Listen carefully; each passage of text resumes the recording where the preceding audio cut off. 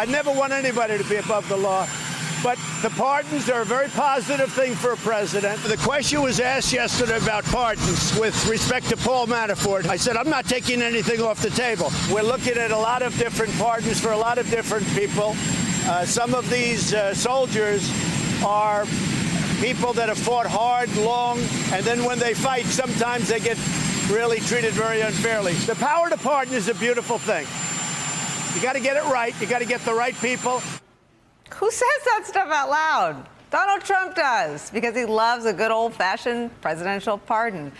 But now that his affinity for circumventing the rule of law is colliding with his chief campaign promise, some Democratic lawmakers are vowing to do something. According to the Washington Post, recent reports that Trump has assured aides he would pardon them of any legal wrongdoing in the course of fast-tracking the border wall have red lights flashing in Congress. The Post quotes David Cicilline, a member of Democratic leadership in the House Judiciary Committee, as saying, quote, sadly, this is just one more instance of a president who undermines the rule of law and behaves as if he's a king and not governed by the laws of this country. He's not a king. He's accountable. And I think it just adds to the ongoing proceeding before the Judiciary Committee as we consider whether to recommend articles of impeachment against the president. Trump has denied he made any assurances, but voices from inside the administration are undermining that claim. From that Post article, quote, a White House official who spoke anonymously in advance of the report did not deny it and said Trump is joking when he makes such statements about pardons. Joining me and Rick, Jason Johnson, politics editor for The Root, Juanita Tolliver, director of campaigns at the Center for American Progress Action Fund and Republican strategist and author of Everything Trump Touches Dies, Rick Wilson. So they're so, I have to start with you because these are not funny people. No. But when Rosenstein talks about the 25th Amendment, he was being silly, he was being funny, it was sarcasm, you stupid reporters. And when Trump's talking about pardons, which we just played, I mean, there's more where that came from. He loves the pardon as much as he loves the helicopter. Right. He's joking. This is a man who has zero sense of humor because he has zero sense of introspection. And he is absolutely not kidding. He's not joking. He is looking for shortcuts to do anything he can to circumvent the law, black letter law, the Constitution, whatever it is, to do something as a political stunt to feed his base because they got to see their wall get built. They are desperate to have the wall built. Trump knows that is the single thing in his administration that most of the people on the lower end of his scale understand. They understand they're going to get their wall and Mexico's going to pay for it. Well, they're not. And now they're probably not going to get a wall. They're getting a fence. And Trump is very nervous about that. It's a promise that he's broken among many that is going to be something that even the slowest children in the class are going to realize he was BSing them from the very start. Well, you know what? It's a serious point, though, because even viewers of Fox News had sort of the fantasy and the lie Trump tells at rallies that, oh, it's being built, we're finished, blown apart by Shep Smith yesterday. The president has made border security a mainstay of his message, dating back to the campaign with Build That Wall, and Mexico will pay for it, though that last promise is long gone. So far, despite the president's claims to the contrary, there is no new wall. Existing barriers have been replaced with new ones, same span, not new place. The total of repaired barrier is about 60 miles along that 2,000-mile border. The president also said in the tweet that the wall is going up rapidly. It is not.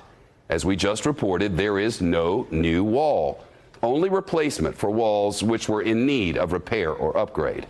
Those are the facts.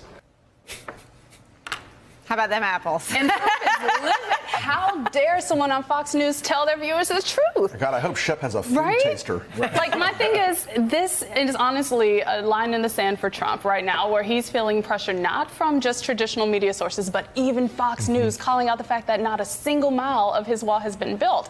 And considering that the economy is trending negatively, considering that Americans are feeling the impact of his trade war that he didn't need to do, this is the one thing he's clinging tight to. So he's willing to lie, do anything illegal, anything corrupt, tell his staff to break the law and say, hold up, don't worry, I got your back.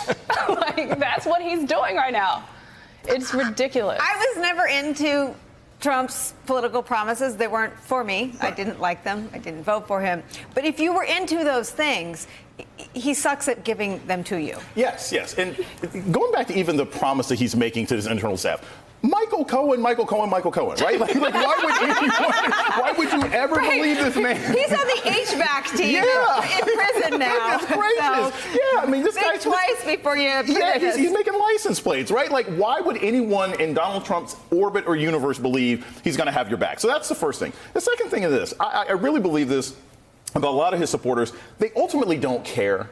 You know, as much as Donald Trump has lied and has been shown to be lying over and over and over again, his base of support, that 32 to 35% of Americans who absolutely love him, they love Donald Trump symbolically, and anything that he doesn't accomplish that he promises is going to be blamed on Democrats. It's going to be blamed on the squad. It'll be blamed on somebody else. So he won't face any consequences for these kinds of lies. And eventually, when he runs in 2020 and he's going up against a Democrat and there's no new wall being built, he'll just say, it's Nancy Pelosi and the Democrats who kept me from doing it. Re-elect me, and I'll make sure the wall gets built. The wall, though, to me, is sort of everything about Trump manifests in the wall.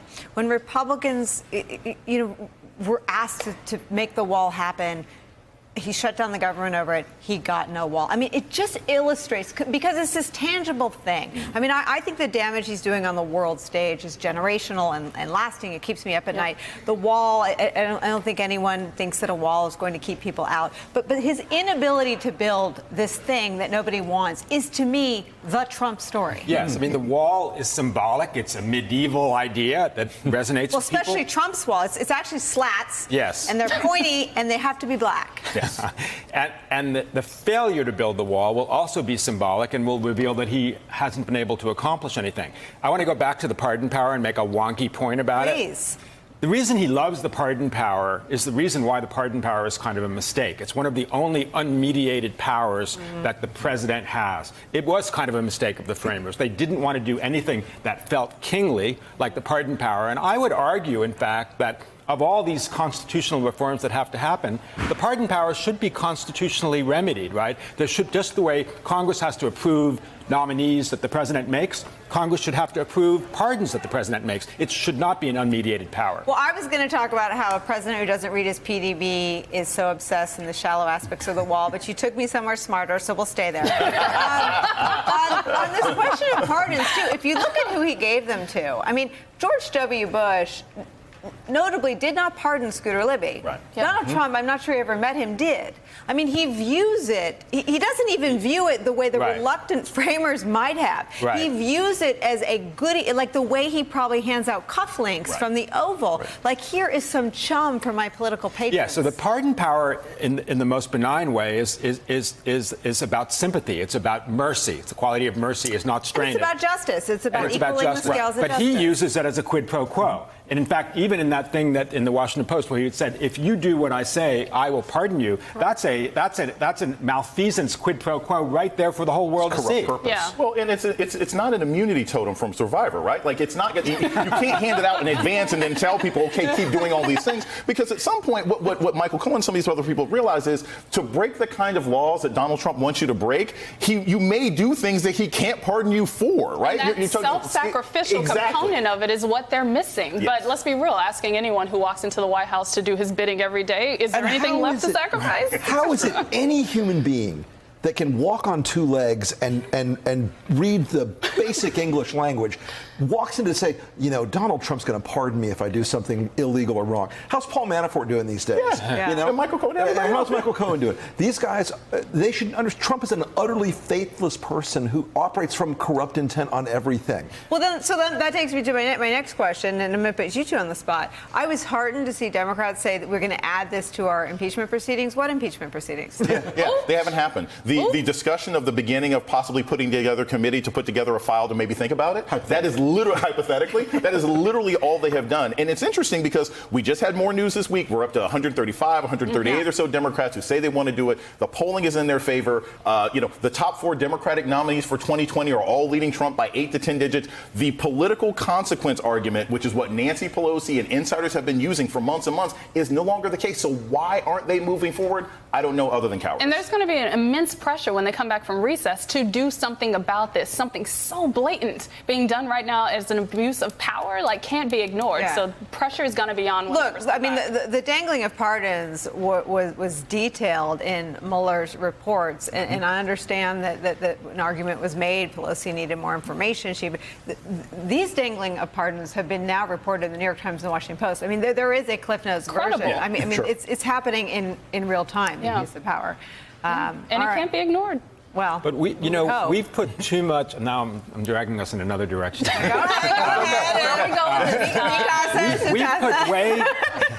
We've put way too much weight on the Mueller report, expecting that the Mueller report would be a kind of lay out the terrain of impeachment, lay out all the malfeasance that the president has done, the obstruction, collusion.